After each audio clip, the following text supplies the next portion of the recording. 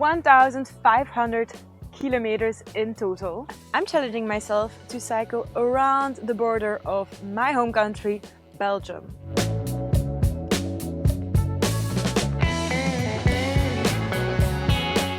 At the moment I'm between the Belgian and the Dutch border. So as you can see over here, I've got a little bag in the front with my most important stuff. Then I've got the GPS, which is finally working. I've got my phone, my charger, which is solar powered. Great. Then this is for my camera, and then I've got my bicycle. Got lots of stuff on here and down here. I've got my Vode bags, and I've got a bag on top of that as well. This is my bicycle. I packed way too much, and the only thing I forgot is a helmet. Oh, and one thing I want to add is I'm really looking forward to seeing the differences across the border, because I live in Belgium, I'm from Belgium, and I was always thinking that there's not such a big difference between just across the border and people living in Belgium. But I heard that there's some slight differences. You can see it in the architecture, the people, the way they speak. I also heard that I would see some more flags of some nationalistic people around the border as well. So I'm really curious to explore all of that. With that said, I'm ready to go, ready to explore the border.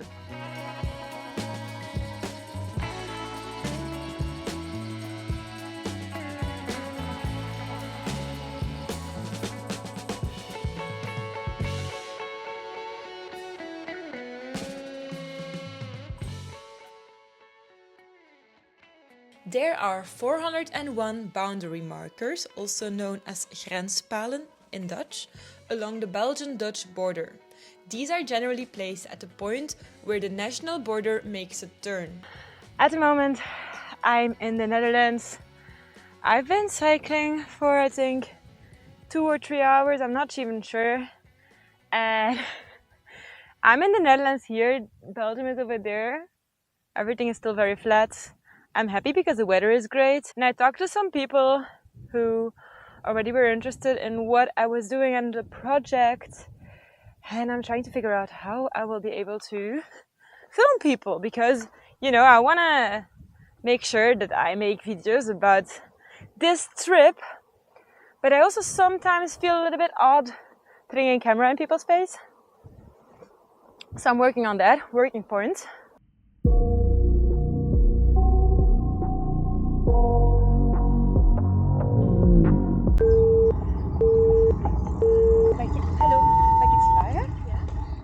Ik ben aan de grens van België aan het fietsen. Ja. En ik vraag me af, zijn we hier nog aan de grens of niet meer? Daar staat nog een paal. Ah ja, ik zie het inderdaad. Je zet de plak aan. Ça va. Maar we zijn hier in België en dat is Nederland? Ja, klopt. Oké, ça va, merci. Mag ik iets vragen? Zijn wij in België of in Nederland hier? Dit is België, dit is Nederland. Ah, oké. Hallo! Zo staat in België en hier staat dit Nederland. Ah, oké, ça va. Ja, dit is echt de huid. Oké, ça va, merci. Dankjewel hoor. As you can see, there is nog wat work aan de winkel. This is the first road, which is a little bit more off-road. Still not very much off-road, of course. But Belgium, the Netherlands.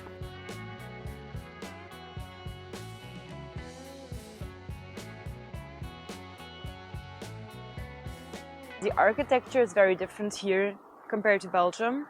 So I'm now in a Dutch street, and these houses, I mean, I haven't seen any of this kind of houses in Belgium. Okay, this maybe, this I wouldn't. Hoppa. And the good thing is about the Netherlands, there's bicycle lanes everywhere. Like even here, as you can see, it is a little bit hubbly, but there are bicycle lanes. But such as in every place, people are parked on a bicycle lane.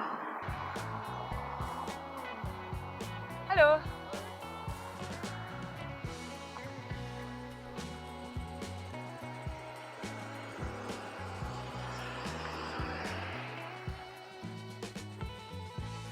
Maybe I'm wrong. Maybe this is not a bicycle lane, but it looks like a bicycle lane, you know?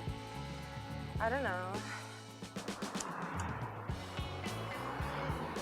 It's harder. It's harder than I thought. I'm very tired. And I still got some road to do, and this is day 1. What am I doing to myself?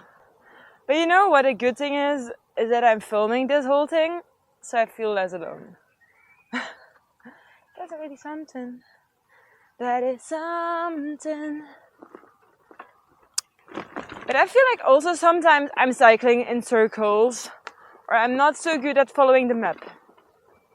And I feel like I have been losing a total of, I would say at least an hour struggling with the map at the beginning of this journey today. And then another half an hour just by not following the map correctly instead of following straight. What even is this route? Okay. Do I need to get through this very thin path all alone? I'm happy that the sun is out. This would be the worst place to fall down. I don't wanna fall down. This is nature. What can you ask for, right? It is the way it is. And I'm rambling to myself again. Let's see. Almost there at the border. I'm still in the Netherlands. About to cross the border to Belgium. Another girl with a dog. Everybody's walking their dogs here. Whew. Almost fell down. Okay. And here we are. Almost at the Belgian border again. Gonna push my bicycle.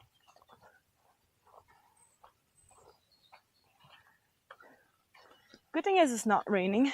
Bad thing is, it did rain.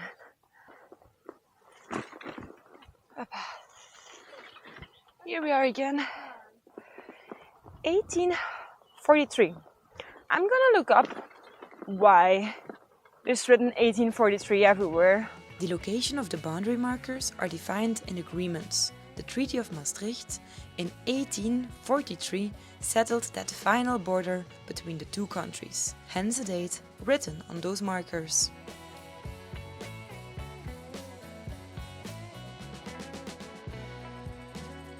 We are here in Belgium, and over there are the Netherlands. You can see it because of this little white pole.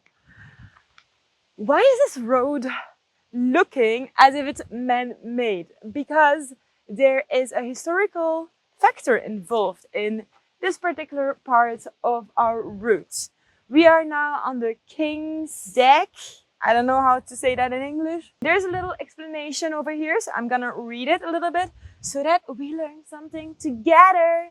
It's written in Dutch, but I'm gonna translate it so that everybody understands. Between the 16th and the 17th century, there was an 80-year-long war. The front line was between the Catholic Spanish and then the Protestant states.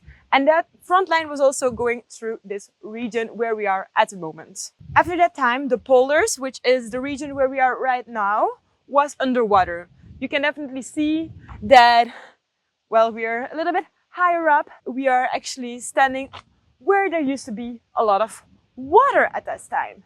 That's how they decided to make this route higher up so that they could cross the road.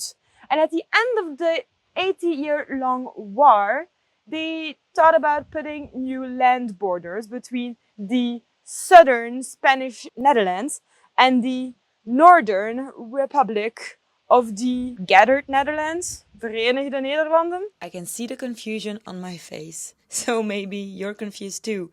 This is the current map with Belgium in the south and the Netherlands in the north. So they also explained the land marker, which is over there, which means that we are now standing on Belgian border and this is the Netherlands. And they explain that there's a difference between the closed Belgian part and the open Dutch part.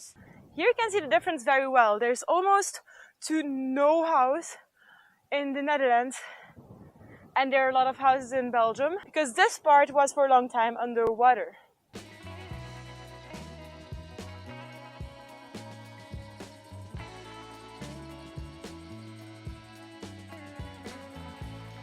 So I want to compare the row houses of the Netherlands to those in Belgium. Those ones are typical from Belgium. And because the border of Belgium and the Netherlands is crossing the water around the region of Antwerp, I'm cycling directly to the city of Antwerp so that I don't have to cycle around the water. I'm not even sure if that's allowed. It's industrial area, and it's also an area where there's a lot of cargo ships and everything. So I'm not even sure I'm gonna be able to cycle around that region of Antwerp.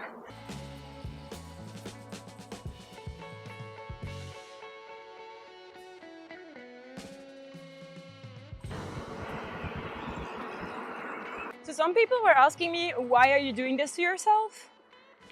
I don't know. I want to get to know the border of my home country. I want to share more knowledge about Belgium with my audience because I think, oh, horses! So many beautiful horses! First of all, I like cycling. I want to get to know my country better. And I'm really interested in the concept of a border of a country because it's man-made.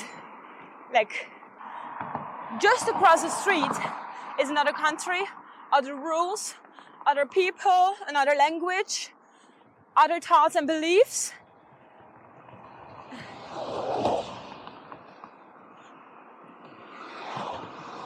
But at the same time, we're all just neighbors, you know, and Belgium is a very small country. So that concept within such a small country, and that country being my home country, that's interesting me.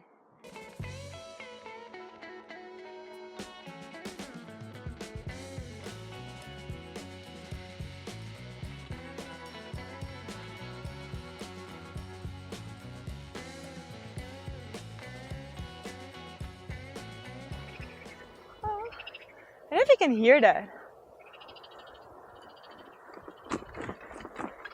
We are now in Antwerp. We don't see the water right now because this area is very industrial. And as you can see around us, this is the haven van Antwerpen, the port of Antwerp. Before I was seeing tabaknatie. Here we have diesel. A lot of big industries over here. Let me tell you some fun facts about the haven van Antwerpen. Okay, so the port of Antwerp is the biggest export port and the biggest port of Europe. It is also the biggest port for cruise ships in the Benelux. Benelux means Belgium, Netherlands, Luxembourg. I just looked at all the cars, the trucks you can see behind me. They're all from either Poland, the Netherlands, I saw Estland, Lithuania. Yeah, many different places. All coming here with their truck. And here we see all the cargo. And a lot of windmills.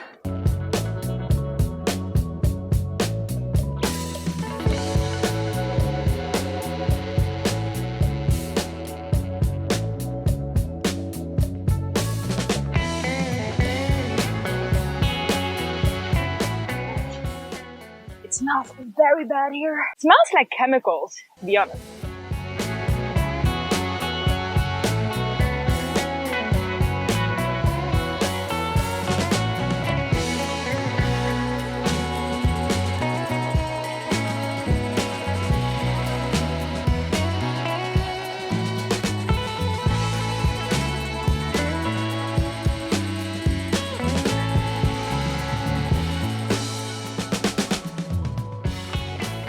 I'm almost there, and now it comes the fun part, which is a tunnel. I think it's 15 meters deep, going under the port of Antwerp to go to the city center. That's where I'm heading right now, waiting for the lift.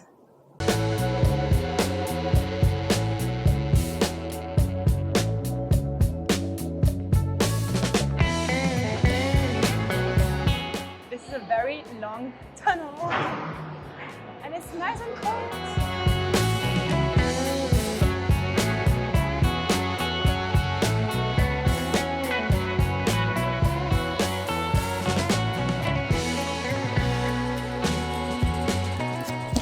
I'm almost at my destination and I gotta say, being in Antwerp, I feel underdressed.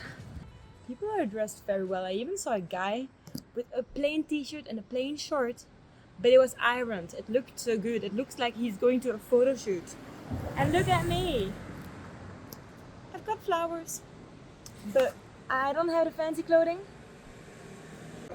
Anyway, I hope you like this kind of content. This is the first day. I just arrived in Antwerp and I'm gonna eat and sleep.